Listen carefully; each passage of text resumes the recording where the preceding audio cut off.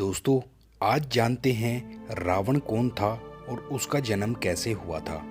दोस्तों, लोग लंकापति रावण को अनीति, अनाचार, दंभ, काम, क्रोध, लोभ, अधर्म और बुराई का प्रतीक मानते हैं और उससे घृणा करते हैं। लेकिन सबसे महत्वपूर्ण बात यह है कि दशानन रावण में कितना ही राक्षस तत्व क्यों न हो, उसके गुणों की अनदेखी नहीं की जा सकती। रावण में अवगुण की अपेक्षा गुण अधिक थे। रावण एक प्रकांड विद्वान था। वेद शास्त्रों पर उसकी अच्छी पकड़ थी और वह भगवान भोले शंकर का अनन्य भक्त था। उसे तंत्र मंत्र, सिद्धियां तथा कई गूढ़ विद्याओं का ज्ञान था।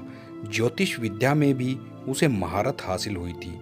दोस्तों, कैसे हुआ था रावण का जन्म? रावण के उदय के विषय में भिन्न भिन्न ग्रंथों में भिन्न भिन्न प्रकार के उल्लेख मिलते हैं। वाल्मीकि द्वारा लिखित रामायण, महाकाव्य, पद्म पुराण और श्री भागवत पुराण के अनुसार हिरण्याक्ष एवं हिरण्याकशिपु दूसरे जन्म में रावण और कुंभकर्ण के रूप में पैदा हुए थे। वाल्मीकि रामायण के अनुसार रावण पुलस्त्य मुनि का पोता था, अर्थात उनके पुत्र विश्वशर्वा का पुत्र था।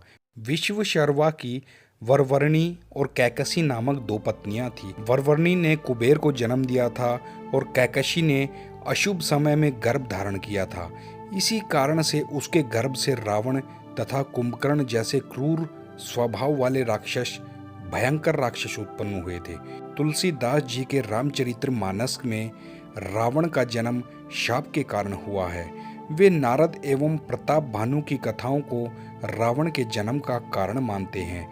पौराणिक कथा इसके अनुसार भगवान विष्णु के दर्शन हेतु सनक, संदन आदि ऋषि बैकुंठ पधारे, परंतु भगवान विष्णु के द्वारपाल जय और जय ने उन्हें प्रवेश करने से इनकार कर दिया।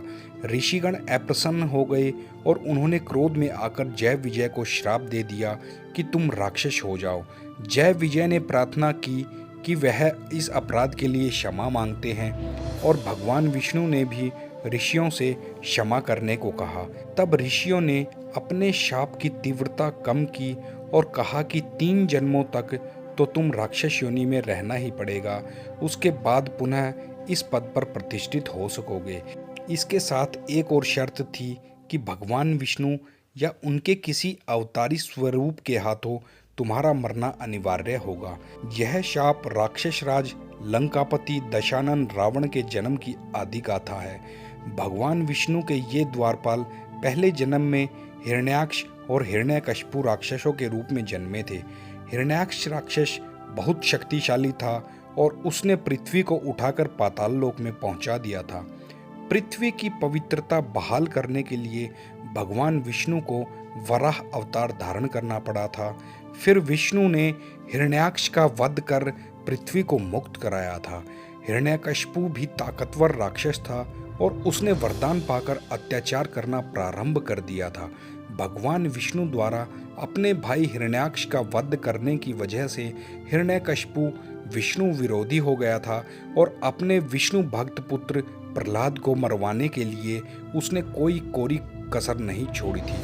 फिर भगवान विष्णु ने नरसिंह अवतार धारण कर हिरण्यकशिपु का वध किया था। त्रेता युग में ये दोनों भाई रावण और कुंभकर्ण के रूप में पैदा हुए और तीसरे जन्म में द्वापर युग में जब भगवान विष्णु ने श्री कृष्ण के रूप में जन्म लिया, तब ये दोनों शिशुपाल व दंतवक्त्र नाम के अनाचारी के रूप में पैदा हुए। दोस्तों, रावण का नाम क्यों पड़ा था दशानन? रावण को दशानन कहते हैं। उसका नाम दशानन उसके दशग्रीव नाम पर पड़ा है। कहते हैं कि महातपस्वी रावण ने भगवान शंकर को एक एक कर अपने 10 सिर अर्जित किए थे।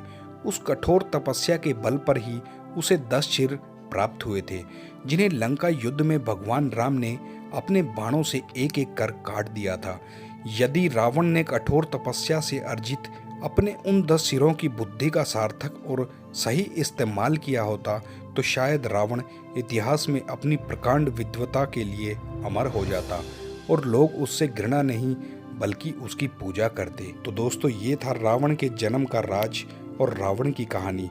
दोस्तों, अगर वीडियो अच्छा लगा हो तो लाइक करना और चैनल को सब्सक्राइब करना। आप सबका दिल से धन्यवाद।